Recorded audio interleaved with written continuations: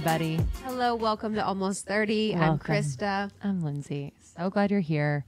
I hope you're doing well. How are you? Let's take a breath. Let's take a breath.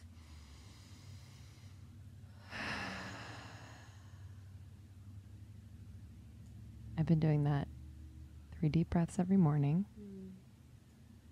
It's actually making a difference. Really? Yeah. And just overall It's like those stress. simple practices that I talk about all the time on here that I don't actually do every single day. Yeah. Well, no one does them every single day. But I was like, oh, this That's actually... why we have the show, so we can tell everyone to do everything, but then not do everything. But Just I kidding. was like, oh, that actually makes a Yeah. difference. I keep talking to someone who does breath work, and they keep alluding to me doing it. I know. And I'm then waiting another for you. friend who keeps talking to me about doing Kundalini. Can everyone let me spiral? Let me be. Well, Please, no tips. I mean, you resisted therapy and then you love therapy. I know that's true. I feel like breath work is just harder. I mean, I know breath work would change my life. I've committed mid-August to doing breath work every single day for an Really? entire week. I like a week. Yeah. I like a week. Because it's intense. You definitely it's intense, but it's been so incredibly healing. And every single time I resist doing it. So I'm like, oh, this is the way. But I know, that's what I've been thinking lately is like the things I'm resisting are the things I'm really should be looking at. When it feels like it's the opposite, it feels like the things I resist would be my intuition telling me no.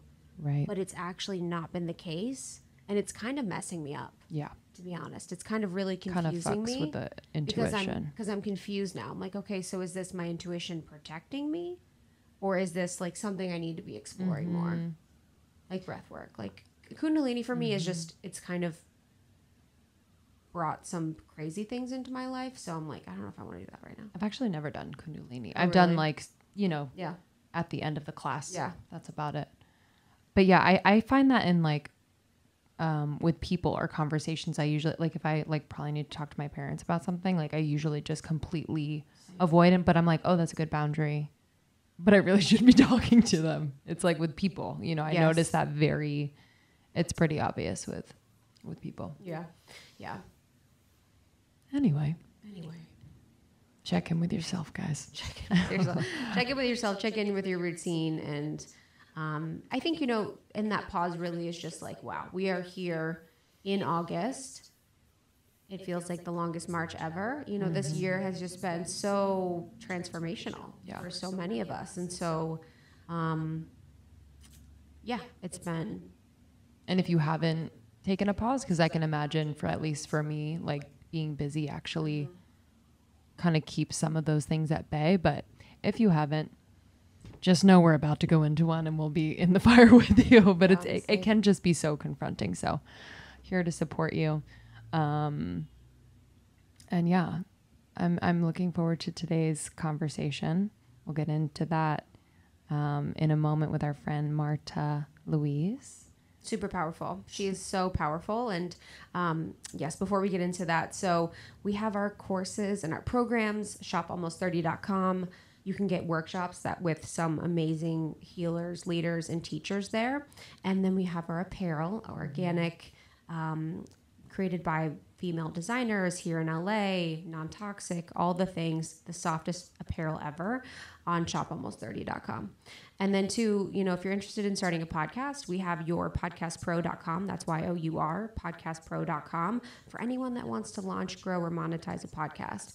We pretty much just took everything we've learned in the past 4 years in the biz and just put it in a really easy, accessible program course set that lives online. Yeah, we've been talking to some of our Podcast Pro graduates and people who are doing the courses on their own. It's just been really cool to kind of see where those roadblocks live, and that, having the information right in front of you, kind of having that hand holding that the program is so much a part of the forward movement that they needed. So it was just I've really enjoyed speaking to current and future podcasters, because I just remember so vividly when we were in the process, and there's just those moments where you're like, how the fuck do I do this? And it like holds you back for weeks on end. And it's like, oh, it was just that.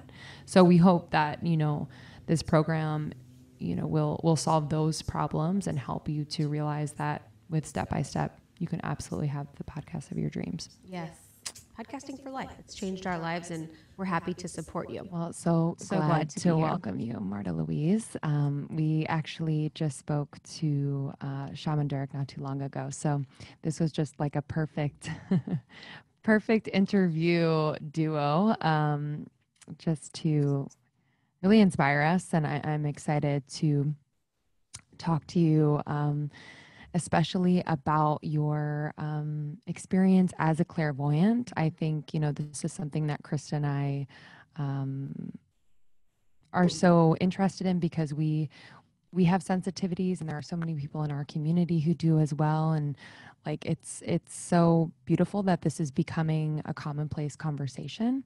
So, yeah, I'm excited. And it's so weird too. You know, I'll never forget, I was sitting, we were at your house with Milana Snow, and it was, you know, when you and Shaman first started to get together, and she was telling us about you, and she's like, she's the best, she's the coolest, she's all these things.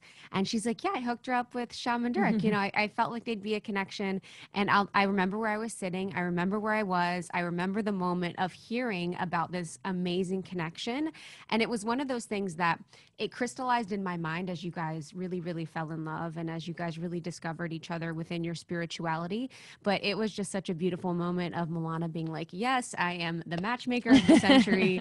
I have created this beautiful duo, and just feeling the warmth in my heart of you two finding each other is truly the most beautiful thing. And seeing Shaman Durek just like really fall in love over the past months, knowing what a loving person he is, and what a powerful person he is to find his match has been so beautiful. So I just want to honor that for you, and I'm just so happy for you both.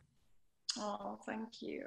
Yeah, it was very special. I mean, I met Milana first, obviously. She became a dear friend of mine because she's amazing.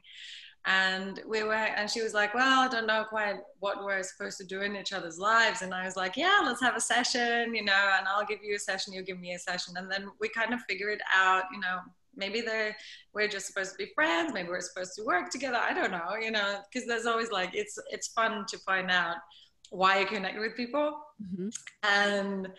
And then we had this amazing session where she had like this huge opening in her, and she's talked about that, so I can as well, I guess.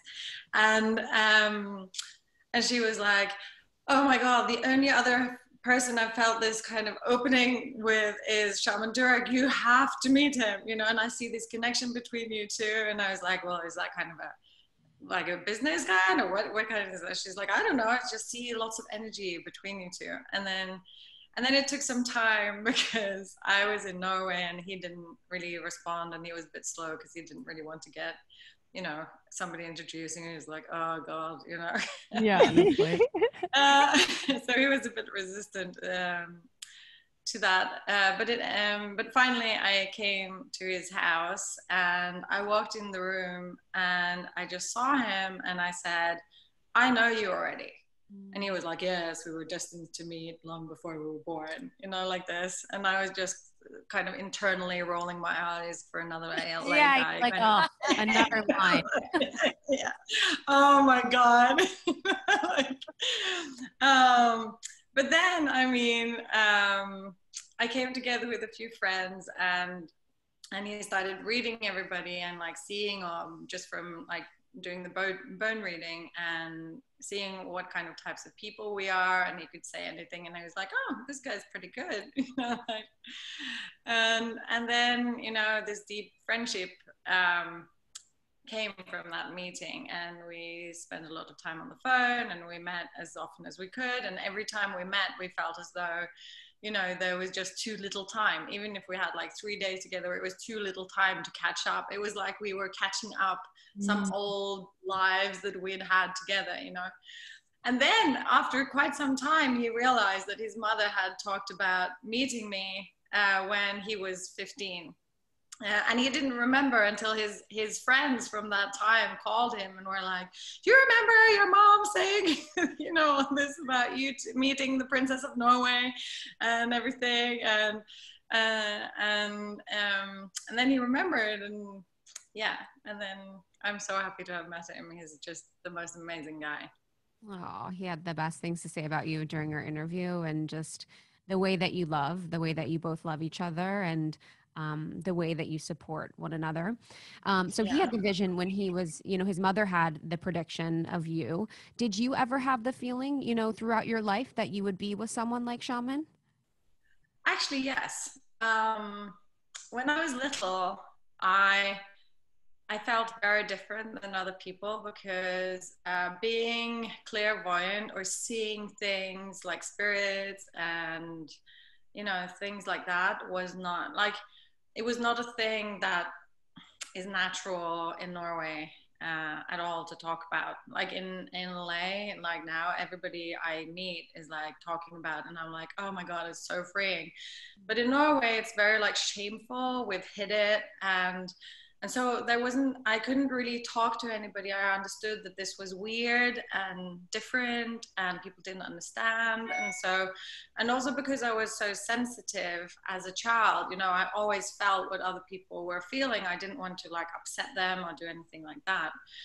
So, but when I was little, when I was still like open to this world of seeing spirits and aura around things and all that, which was basically a bit into when I started school, I had this feeling of what it would be like to be with Durek. And it was this immense love, and just walking into the room, he would see me instantly. You know, like he would like, I knew the feeling of having that kind of connection where I knew that he always had my back, and he would always, as soon as I walk in the room, he could see if I was upset, if I was happy, how he could go in all directions. There was nothing threatening for him about me, and which I met in a lot of people, that I felt that a lot of people were threatened by me, either because of my strength or because I see things and that's scary because they haven't really recognized that part in themselves. And so I had this notion when I was little about this, but then I didn't meet anybody like that. I didn't meet anybody who could actually see me at all, you know, like who had that kind of perception and to look beyond. And I when I was 15, I became really mad at this person who didn't show up. And I was sure that I was supposed to meet him before I was 15. And so when I became 15, I was like, this is it. I'm not going to believe in this crap anymore. You know? And then I just closed it off, and I became quite mad, and I tried to turn off everything about my sensitivity and that part of me. And became even more lonely and felt even more different, not only because I was a princess, but also because I had that kind of way of looking at the world, which was so different from everybody around me. And then I just sort of molded into society, I guess, like we all do at some point, you know, when you feel too different or too weird, I guess.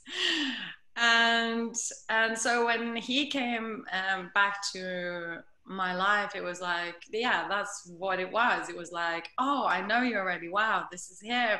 And I remembered that feeling when I was little of feeling that connection, because it's like so wide. I can, you know, like there's nothing that will scare him, or I can talk about anything. I can be goofy, I can be childish, I can be strong, I can be, you know, powerful, I can be angry, I can be happy, I can be sad, you know, and nothing affects him. He's always holding space for me, and that's the kind of person he is.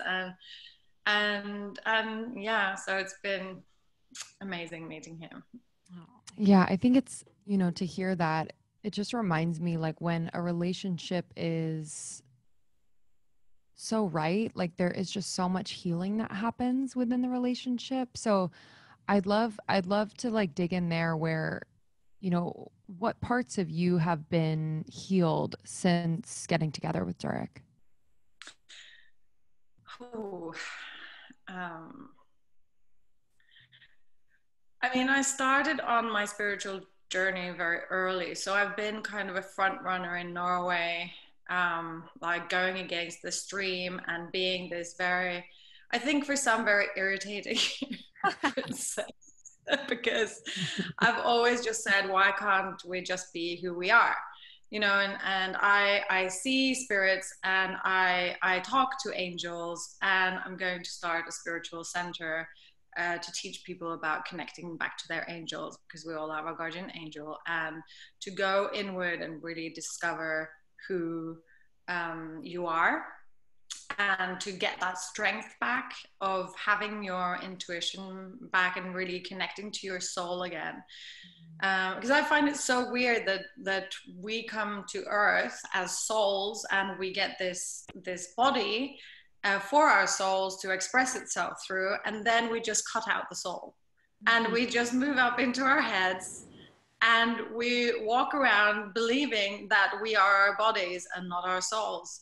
And that to me is so weird, that we want to do that and not express our soul and get to that powerful connection of how the soul really can express itself in this world and really connect to all parts of ourselves.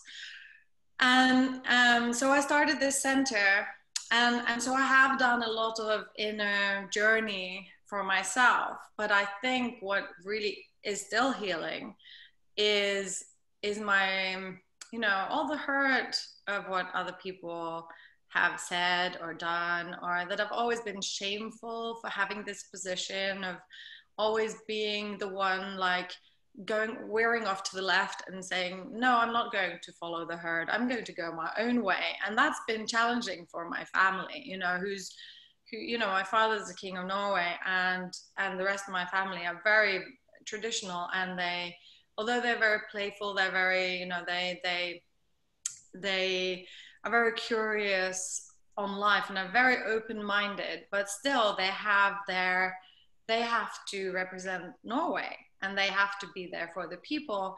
And so when I say, well, I'm going to start a spiritual center, they're like, oh, okay. You know, and then so they're like, can't you just say tea? Yes, exactly. Can't you just be a normal princess cutting ribbons and giving speeches? And I do that too. I have that part too. So I work with the disabled. But there's been so much negativity against me, really from I was in my teens, but definitely after I started my spiritual journey. I mean, I have had psychologists, psychiatrists, all the medicals, you know, saying that I was dangerous for people because I would lead them into craziness and mental illness. And I've had the historians saying, you know, that I should be basically burned at the stake, that I was like, I should not be part of the royal family. I've had the press after me, like completely. There's been debates, there's been, you know, men going after me, women going after me. How dare I stand up and say that angels exist, and I should stop being a princess, and my father should denounce my title and everything like that. And so it's been tough. And also, you know, when I got together with Shaman Durek, because he's even more in that field, you know, like I think also I've been very cautious about showing people who I really am, like in the public, or, I mean, I talk about it and people know, but what I talk about is like this much, and they think, whoa, that's too much, you know? Right. So, Yes. and so I'm kind of normally, and not talk so much about these things. But then, you know, my journey has just expanded even more of these parts of me. And so meeting Durek is really opening up even more doors, and daring to speak up even more, and daring to be who I am even more, and moving out of that shamefulness of being different, I think, and actually embracing the part of me that I'm here to express, which I think is this part, that I make different choices than others in my family may help others to dare to choose their own path as well. And that's what I've seen lately, that there's lots of negativity in the press every week about Durek and me, but people contact me saying, you know, you really helped me dare be who I am, and thank you for standing up for your beliefs, and never change, and we believe in love, you know, and that's not the part that comes into the press, because in Norway we're very judgmental as a nation, and so it's very easy to just judge people, and they don't understand anything of where Durek is coming from, you know. So Shaman Durek is like, and people are not very happy that I'm with him, you know. And also, you know, that I've met after I got together with him, I've met, you know, racism for really the first time in my life, because I'm lighter skinned, and so I haven't met that part.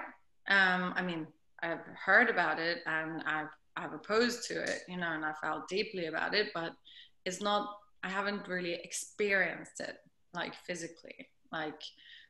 And being with him has really opened my eyes to a world that I never knew existed, and I thought was long gone. And in America, it's more open like that. But in Norway, we kind of pull the wool over our eyes, and because it doesn't concern us, and it's fine. It doesn't really exist. Some people are racist, but I'm not, kind of thing. Right. And then to realize that I am part of that system, that I have white privilege, that I actually have rested in that, was just such an eye-opener for me to really start digging even deeper on all levels of myself, which I think all lighter skinned people should do these days, and really turn every stone on how this system has engraved itself in us subconsciously. Because it's not that we want to be mean, but it works for us. So it's nice, you know, we can just lean into that system, and it's kind of great for us. And it's been such an eye-opener and a huge growth for me to stand up and speak out about that, and also getting a lot of criticism for that, of course. So being with him has opened up so many new doors, and I think also a much deeper love within me, because when you start loving somebody else like that, and opening up space, that, and then you kind of deepen your self-love as well. And in that way, you start respecting and loving others in a deeper way too. So I find that I have, and also get more clear on who I am and what I can take and what I can't take, because, you know, I think this whole journey that we're on now with the coronavirus, or the COVID-19 right now, and everything happening in the world, everything, you know, all these things coming up that we need to root out and clear, you know, it's so important that we seek that, but it's also in our personal lives. I think it's really important. It happens out there, you know, with Black Lives Matter and everything that comes up with all of this in the whole world. But it's also within all of us that we need to start reshaping and step up to the new vibration that's come in. And that is also on a level of, you know, friends that you have lingering from the past, kind of thing, that might not be there in the same way for you anymore, and like new friends coming in, or whether it's a new job, or whether it's you know, new things that comes in because you're changing your frequency, and when you change your frequency, new things start coming in, you know, and I find that such an amazing journey as well. And I think we all need to open our eyes to that change that we're in right now, because everything is like is just changing so much, don't you find? Yes. Mhm. Everything. We need it. We need that. We need the revolution. And it was so beautiful, you know, in hearing you talk about all the criticism that you've received and I mean, I could only imagine. And it feels like when we look back in history, so many people, you know, some of the great spiritual healers and leaders are the most crucified. So just honoring you in that. And also too, you know, being with Shaman Durek is probably the most healing person for that. I mean, I'll talk to him when we're going through something and he is like so empowering. I leave and I'm like, oh yes, I am actually totally fine. But no one can say anything about me. I feel great about who I am in my life. It is like the ultimate shield for that. So I was just smiling when you were talking about that. I want to talk about the frequency shift too and how you're working within that. But there was something that you mentioned around the white privilege and the racism. So what do you do? What are you doing for that work? Like, what does that look like for you when you're unpacking this yourself? Is it conversations with Shaman Durek? Is it your own reading, or what does that work look like for you? Oh, there's lots of different angles. I put a post out on Instagram about it, and that got lots of criticism in the press again, because I criticized the system and that we're all part of the system and also the press, and therefore criticism towards Shaman Durek is easier because that's already accepted as a system to criticize him because he is a darker skinned person. And so, and therefore, subconsciously, this all takes place and is allowed in a different way, whether if he was a lighter skinned person. And so, yeah, it's so many angles. So I did that.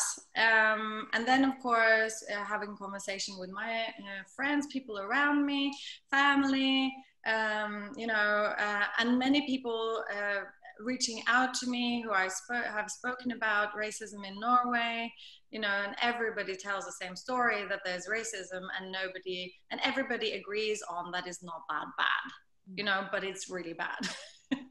And it's this kind of unspoken, it's tolerated to have jokes, on different skin color or different religion, or putting people down because they have darker skin, and it happens all the time, and we don't, and it's kind of a joking kind of, oh, they have to be able to handle that. Come on, that was just a joke, but it's not okay.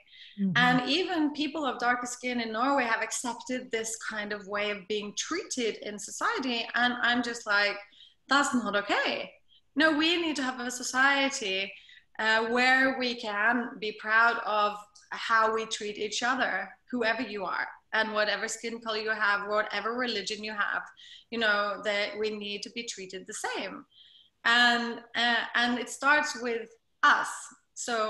So having that conversation with people who have experienced it, for one, I mean, Shaman Durek, of course, friends of his, of course, we had this group of friends of his talking about all these different angles towards this, and people who are dating with two different skin tones, like Shaman Durek and I, they have exactly the same experiences, from people say, oh, it's not serious, oh yeah, no, they don't really like him, or they don't trust him, or, there's all these negative things that come into play. And also, I think a lot of people are like, why do we want to have a dark skinned person in the royal family of Norway, and go home kind of thing. And it's really sad to watch. And I'm really surprised of how we treat each other. Yeah, to me, it's just so weird that we have ended up, with this judgment on skin color. I mean, come on. Can we move past that now and see that we're all part of a human race, and we need to, be together and stand by each other's side to really save this planet, because that's what we really need to do right now. Otherwise, we won't be here anymore. None of us. Mm-hmm. And I think we need to wake up to that fact that we are one human race.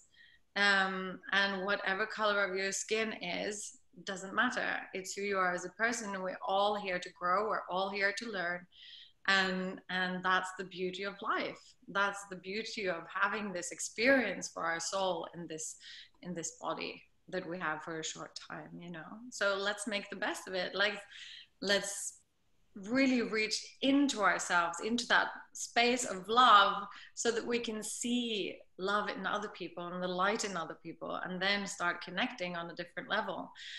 And what I have been criticized a lot for in my life is that spiritual work is so egocentrical. It's so egoistic, because you focus on you're on me, and then I become this amazing person who has no fault. And that is totally not the way I see it.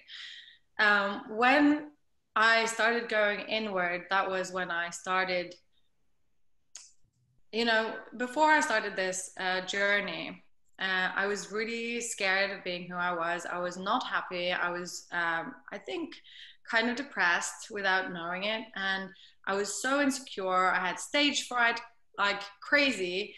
I was a perfectionist. I was trying to live up to everybody's expectation. I was exhausted. I took in everything from everybody, of emotions and pains, and didn't know how to turn it off. And I was really lost in my own world.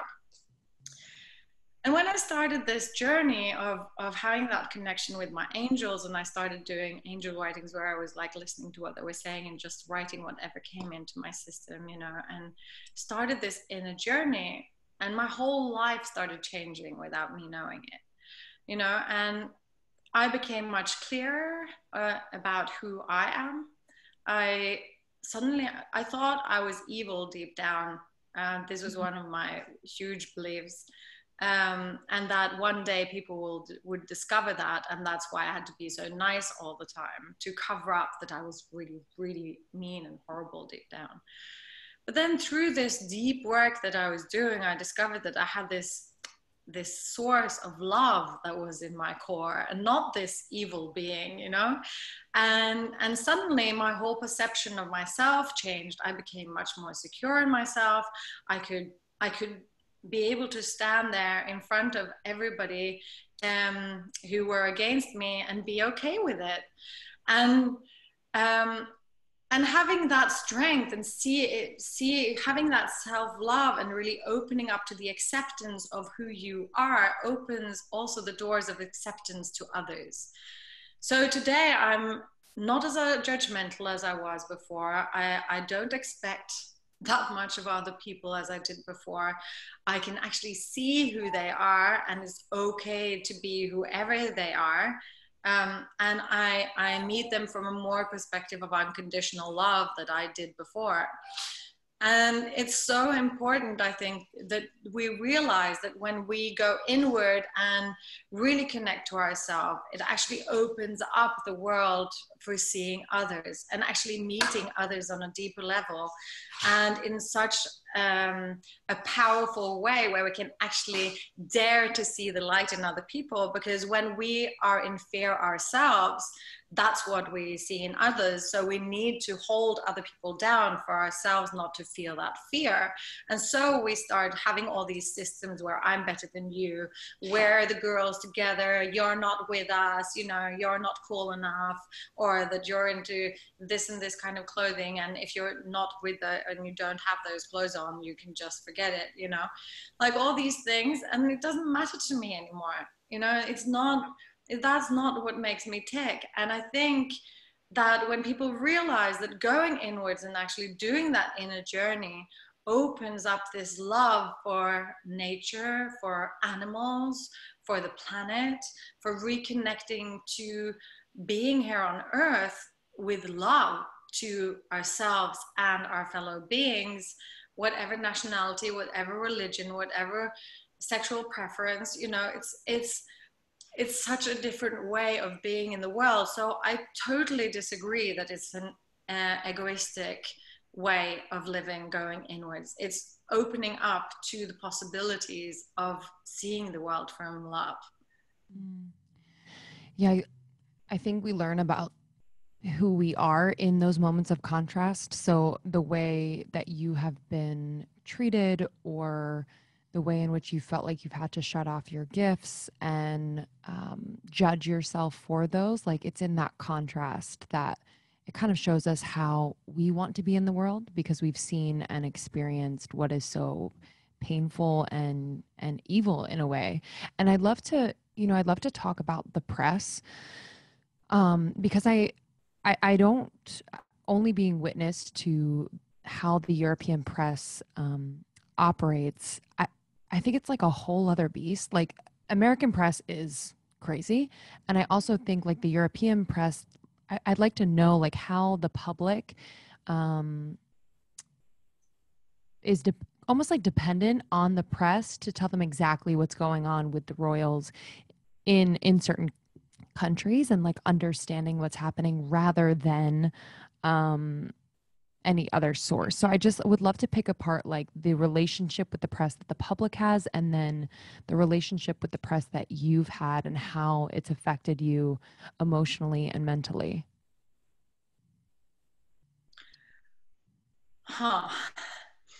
So there's a big difference between German and British press and Scandinavian press. So German and British press are, and Spanish maybe, but definitely German and British are the worst press kind of thing. They will do anything to get a story, and it doesn't matter if there's one, that there's not one single true word in the article, But this is the bad press, and then you also have the good press. So the bad press, the yellow press, is all for scandals. They want to find all these different things that they want to blow up, and then they spread a wrong story to all the other countries, and it just develops and gets worse and worse and worse, And this is kind of like I don't know why they do that, but it's huge, and it just explodes, and it just goes out to the whole of Europe and partly in America too whenever it happens. So it's kind of like when they start writing about something that they think is interesting and is totally wrong, can be, there might be some truth in it, but it's totally twisted out of its context. Then that spreads, and then that's what lingers, because that's kind of the truth that's out there, about you. And that's challenging. But the good thing about that is that people actually see through it. We have some bad press in Norway, and people read it, but they don't really believe it. And I mean, some people believe it, but normally they see through it. And I remember when I was in my teens and my first negative press came, and the press at that time was really intense. They would pay fellow students to tell stories about us or to spy on my brother and me, and they would hide in bushes, and they would jump out when I came by, or my friends came by, or my boyfriend at the time.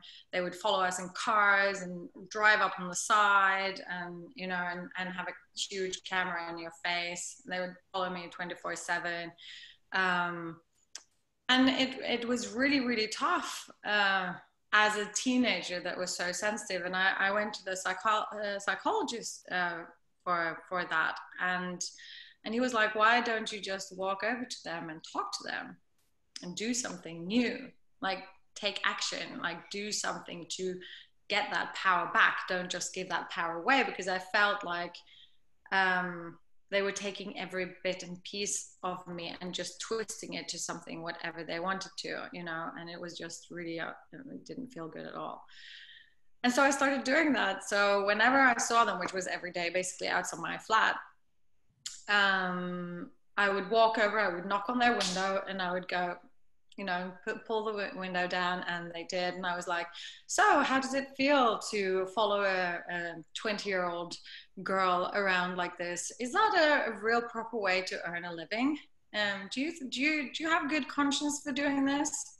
you know, and I started saying that to them, you know, and they were like, yeah, I make good money on this, you know. But afterwards, when like 15 years later and after this, they have come back to me, these journalists, and said, we were so scared of you because you were fierce. You came over and you just gave us, you know, hell, and told so much truth. And some of them even quit because of it, you know, because they felt, no, it's true. I'm not really, you know, being up to my potential. I'm not really using my time. I'm earning good money, but is this really how I want to earn money, to follow a 20-year-old woman around or girl around and just to like sell her in the press? And so yeah, it's been hard. And also when friends have sold stories, you know, that I thought were friends. I remember just before 3 days before my wedding in 2002, Ari, my ex-husband, or my husband at the time, his best friend sold our story, or his story with pictures, 3 days before our wedding, you know, and those kind of things really get to you because it's a person you thought you could trust. And so there's been some like that experiences. But all in all, the press, I think, like the good press, the ones that really tell the story, I think it's, at least in Norway, is different from America in that we actually trust the people that are in charge of the country. Like we have a more direct line from the prime minister. Tell me more of this life.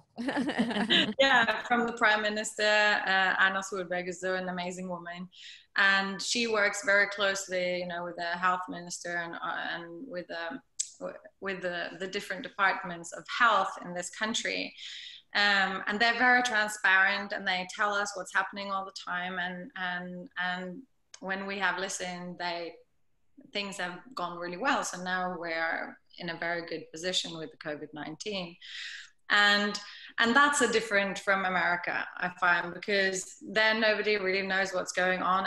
Some people are saying this, some people are saying that. You don't know who you're supposed to trust, and you don't know who you can trust. And the people you might trust might be the ones you shouldn't trust. And how do you know the difference?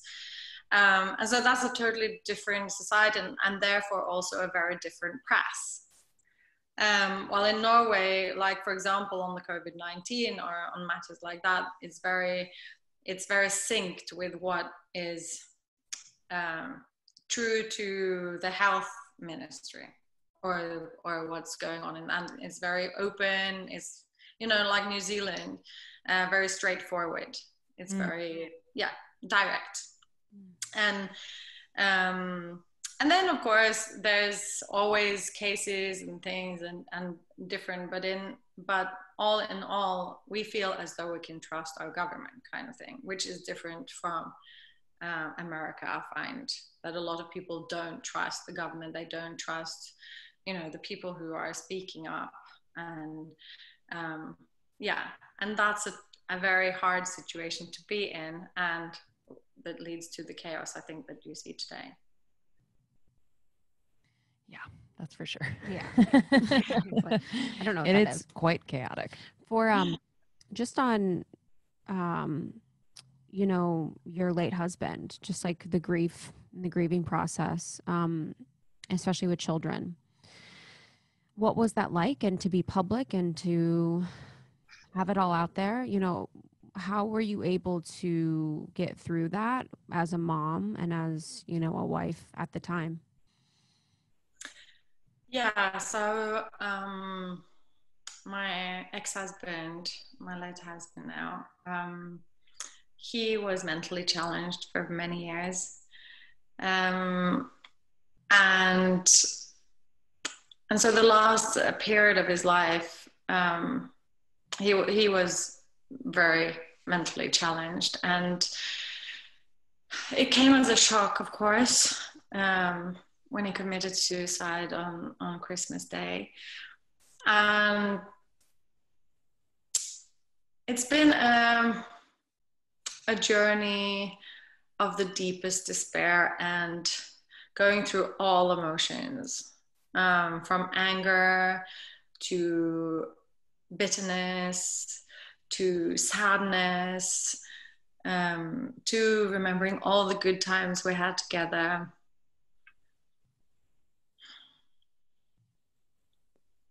Oh. Just a moment. Oh. Oh, baby.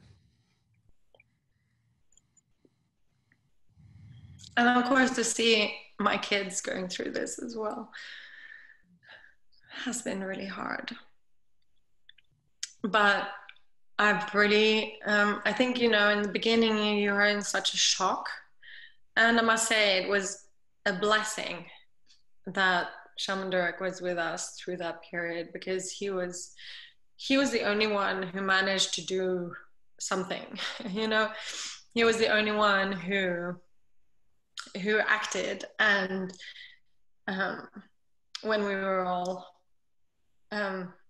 when we didn't know what to do, and the kids were, of course, sad and everything, in despair.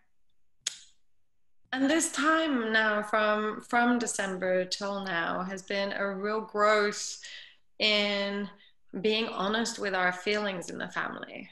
Like, the kids and me having this amazing connection and trust in that we can express ourselves however we are, whether we're angry today or whether we are sad or whether we don't understand or if we have questions, and I must say we have had so much help from the professionals as well, the psychologists and the crisis team, and all these people who come in Norway. Luckily it's a good system in place, so we've managed to unreel all these different emotions, and also discovering that no emotion is bad. And not feeling bad because I feel angry, or feel bad because I feel bitter, or I feel lonely, or why did he have to leave me, with the whole responsibility of the children by myself, and all these different emotions that you go through. And it has been such a growth for the kids as well to express their emotions, and that's been very beautiful, actually. The sad part is that Shaman Durek hasn't been here since March because of the COVID-19, so that's been really hard for me. But on the other hand, COVID-19 and quarantining has also been a blessing for us, because we had time without anyone pulling at us from the outside, because everything was cancelled. There was nothing that I was supposed to do, and they had homeschooling, and so we were here, and it was such a blessing to be here, just the four of us together, because I have 3 girls. And that was really beautiful, and we have a new harmony in the family, I find, and a new depth of connection. And that's been beautiful. And my daughter, Maud, the oldest, she's 17.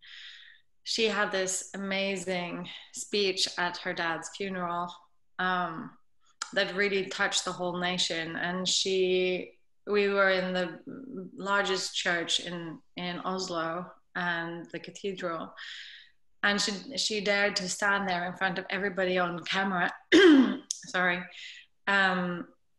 on camera, and having this amazing speech about how people should never think that nobody loves them and that they won't be missed if they commit suicide. And please, if you have these kind of thoughts, please remember that there are people that will love you and will miss you. And she was talking about her dad in such amazing ways, and helped so many people through her speech. So that's also been a blessing, and how there's so many people who said that they would commit suicide, but who didn't because of her speech. And she wrote that speech all by herself. And yeah, so that's also been a blessing through these things, that different qualities come out, and her strength has really started shining in the world. Thank you for. And she's also, because her father was a painter and an author, and she has the same gift. And she started paint. She had a painting or a drawing of her dad that she had there, and also she's drawn his spirit, which is a fox, because he loved the fox, and with what's that called in English? Peacock feather in its mouth, and that is also charity. So she's having that in he's having an exhibition now of his art, and she has those two pictures there, and the people who buy them, then money go to Leve, which is an organization for suicide and working prevention against suicide, and also for families who have experienced suicide. So she's really, come into her own through this as well. Wow. Thank you for sharing all of that. And, you know, I think about like the children and how, you know, deeply sensitive they are, and for them to be able to witness your grieving, you know, and I do think it is healing. I think, you know, I grew up and my parents never kind of showed when they were going through things, but I just think it's like a very beautiful way to bond with your children, but also more importantly, give them permission to feel what they feel. What have your daughters taught you just about, you know, being human and being in this world that's so unknown and can be so challenging? How have they grounded you? The first thing that I learned from my oldest daughter, because she came first, obviously, is that when a baby comes into this world, you have such a golden opportunity to go through all your traumas, because you suddenly see them as you. Like you suddenly see that they react to things like you did when you were little, and that will get you back to a trauma you might have, you know, for example, of not wanting to go into a room with lots of people. And then suddenly I would remember, oh my God, I always had that when I was little. And then to start, you know, opening up that room in me and seeing all that anxiety and all these fears I had for being around people, and how I would see them, you know, with all these different masks on. And I would be scared of people because we lie all the time. People lie all the time. Even when you ask, how are you? People go, oh, I'm fine. And I was like, no, you're not fine. You're really angry, or you're really bitter, or you're really sad, or whatever that person was. And I was starting to like be really scared of people because nobody tells the truth, even from just asking, how are you? You know, and so this kind of world, I didn't understand that kind of connection or communication that we had. So all this came up for me, for example, and how you can heal yourself through what your kids remind you of your own life is so interesting. And when you see that perspective on bringing up children, it's so amazing, because they teach you something all the time. Whenever you get triggered, you know, you really I've really learned to stand my ground. I've never been that angry before. Like, I've not been a kind of person who I've been scared of my anger. I think that's more that I've not come out with it. Like holding back your anger and always being polite and nice, and you know. But with my kids, I mean, you know, and they just push and push and push your boundaries, and all kids do this. And my kids are no exception, I promise you.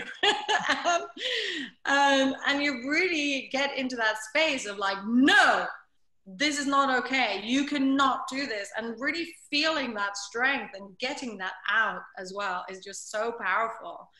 And then they might not respect you even then, but I mean, you're still getting it out and having this understanding, and also how you can unravel their power and their beauty and their whatever they're here to do in the world, and just hold space for them. That has been a huge learning for me, that you don't have to be from above down going, no, no, no, this is how you're supposed to be. You're supposed to fit into this square. No, I've been, and also when I was with my ex-husband, or my late husband, that we were always so, you know, inspired by what they were saying, and always listened to them. And I remember, like, this is the kind of parents we were. It's kind of crazy, but so my oldest, when she was like 3, she had porridge for breakfast, and she took it into the TV room, and she sat down and she started taking the porridge and putting it on the wall as a painting. And I was like, Maud, you cannot do that. I was starting telling her off, and my late husband came in, and he was like, Märtha, this is art. Don't you see? This is her expression of who she is. You know, and I almost like I didn't listen to him at all because I was so mad. But of course, you know, like, this is how it all. And she's like, don't be angry with her. She is expressing herself. We can wash this off the wall. It doesn't matter, you know. And having that kind of understanding of kids was also inspiring for me, because I learned a lot from him in the way he saw, you know, the world and children as well. And he would always be very inclusive with them and play with them. And when he painted, he would like paint on the floor and having the canvas on the floor, and then he would have the children on his back while he was painting on the floor, you know, like that kind of guy. And so yeah, so we learned so much of boundaries, of listening, I think, to their wisdom, because children are extremely wise. We underestimate their wisdom, for sure. Like, we should sit down and listen to children everywhere, every day, and we would be in a different kind of world than we are today. And so really having that openness for their soul to prosper, kind of thing, has been an amazing journey. And also that love that you get from them, for them, and from them, but definitely the opening of the heart that you have when you I never thought that kind of love existed. It's so powerful, and it's so deep, and it's so different than everything else, and it just widens and widens with every kid.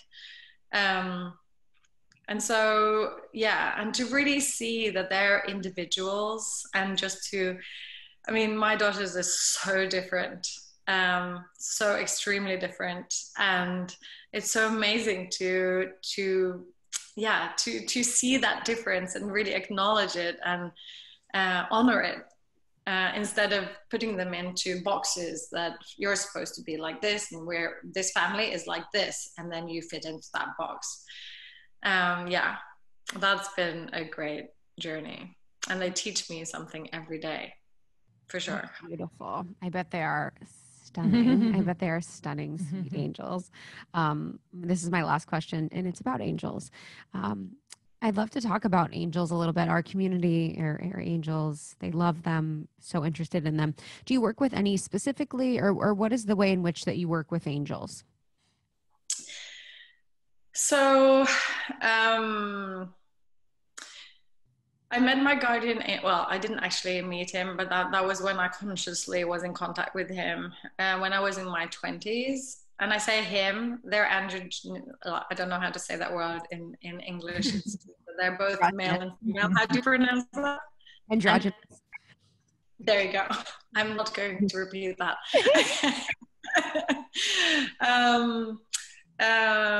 But this kind of powerful love source of light that they are. And I remember when first time I came in contact with them, I read this book called Meet Your Guardian Angel, and I had this smell of roses come into the room. That was the only thing. There was no, I didn't see anything. There was a smell of roses, and then I felt this immense, powerful love streaming towards me. And I recognized that energy from when I was little, and I was like, oh, that's my angel. Oh, I get it. And I think many people have that connection, but they think that's not your guardian angels. That's just something that I connect to, or, you know, have by me, or don't even think about that they have that kind of connection with. And so when I realized that, I was like, oh, so this is what it is. And I was just like, this whole world, you know, from my childhood came back, where I could communicate with them, and I was there with them, and they said things to me, and I saw things, and that kind of space opened up again for me. And so I'm definitely in contact with my guardian angel a lot. I think it's very important that we don't think that we always have to see them, because I find a lot of people who are, because we talk about clairvoyance, right? That's seeing things. But, you know, like being in the world, if we're only going to see things and not experience the kinesthetics or the hearing or the, you know, the smell, all these different things, this world would not be as interesting. So that's the same in the spirit world. We experience with all our senses there too. It's seeing, it's hearing, it's knowing, it's feeling, it's smelling, you know, it's all tasting, it's all the different, all our different ways of experiencing. And you might not see anything. And I think a lot of people expect that they should see something, you know, that's the way to do it. And sometimes you just get a sense, like I did, this loving presence next to me that I just felt. I didn't see anything, and I'm very visual, you know, and then sometimes it's just a feeling, or it's just a knowing even, or it's just a feeling that pops up in you, or it's just a color, or it's just a touch on your shoulder, or you're on your toe, or wherever on your head, or your hair stands on it, or you feel cold or warm, or whatever comes in. But we just judge ourselves into a box of, I want to see it in this way, and maybe spirit wants it to be completely different for you. So really be open when you want to communicate with your angel. Be open to whatever comes in, whether it's, you know, hearing a word or a tone, knowing something, feeling something, smelling something, or tasting something, or seeing something, a light or a color or whatever. But don't expect or want so hard to see something that you oversee everything else that's going on. And I think that's a huge misunderstanding, and a lot of people go into that trap of wanting to be in one way, and we expect it to be in that way, and it can't be that easy as me just knowing that that's how it is, because it's so natural for us, and we're so used to, through school and through anything in the world, that it's supposed to be really hard work, and it's supposed to be you know, you have to work, and it takes a lot of, you know, lots of hours, and when suddenly something is so natural to us, we think that that was too easy, that can't be it, you know. Mm-hmm. And we look away from that. And what I experienced, and I've seen a lot of people experience this after I started working with this spiritually and leading other people, is that we have the answer within us already, you know, but we push it aside, because it can't be that. It can't be just that I need to start working out, or it can't be that I just need to write things down, or it can't be that, you know, it's normally small, easy steps that come first. But maybe going to the gym means that you will meet a person that will take you to a whole different level in your life, for example, or writing these things down will be suddenly become a book that you become a bestseller, or you don't know why they're saying it to you. You have no idea. So just start doing it, you know, like just start whatever comes up, even if it's tiny, if it, you know, small things that you think is so irrelevant that it can't be the answer. And when you start acknowledging every little detail like that, and then suddenly you understand that, oh, I didn't see the big picture in this at all. You know, I should have listened a long time ago. And I've seen that when people get in touch with their guardian angels, or with their back in touch with their heart and their soul, and you start asking what's actually there, they say, oh, but it can't be that, because I knew that already. That's something I've had for years. I'm like, why haven't you done anything about it if you've known it for years? Why haven't you taken that step? Because that's what your heart or your guardian angel, whoever you're speaking to at the time, is telling you. And you don't know why that is. But we have so much resistance of following spirit. We're all like, please show me a sign. You know, I want to walk the spiritual path. And I've been like this a lot in my life. And then I'm like, what did you want me to do? Seriously? I'm not doing that. No, that's for somebody else. I am not doing that. I'm not fronting this for everybody. I'm not being the main person in this in Norway. It's too hard. Give me another task. And then I try to listen to another task, and there's the same thing coming up all the time. And I'm like, no. And there's this huge resistance of what I'm supposed to do. And I know what I'm supposed to do, but I seriously don't want to do it because it's much too hard. And it's just like, that's for somebody else and not for me. And I think a lot of people have that. Like, we want to be on our spiritual path, but we want it to be so nice and smooth and happy. And we're all these loving beings. We have no bad feelings, and we have no bad sides to ourselves. And, you know, I think that's quite dangerous to think that way about yourself, because you really avoid all the darkness that sits within you and all your shadow. And that's growth. That's really, you know, if you think that you're not angry, I'm just love, you know, I'm just light. No, you're a human being. You have the whole spectrum, from the light, you know, the lightest lights to the darkest darkness, and it's all within you. And we need to acknowledge that and really see into the depth of our souls and ourselves, and where we hide all these different emotions that we don't want to acknowledge that are part of us. And so that they can come out from the subconscious into the light and actually be seen and transformed. And so we can own more of ourselves. And the more we dare to go within ourselves and see all these nitty-gritty, horrible sides of ourselves in acceptance, the sooner we will, you know, wake up to love and go into the next dimension here on earth. Yeah, it's funny when like angels and guides tell you to do something and nudge you to do something. It has so much more for you than just what you think on the surface. So you being kind of like this leader in your country, but not for what you were necessarily born into, but for something much bigger. And also, like, along the way, learning all of the lessons that your soul is here to learn and all of the healing. So there's always such a bigger plan, and they're there along the way to support and guide you still. Yeah, so it's not like you're alone.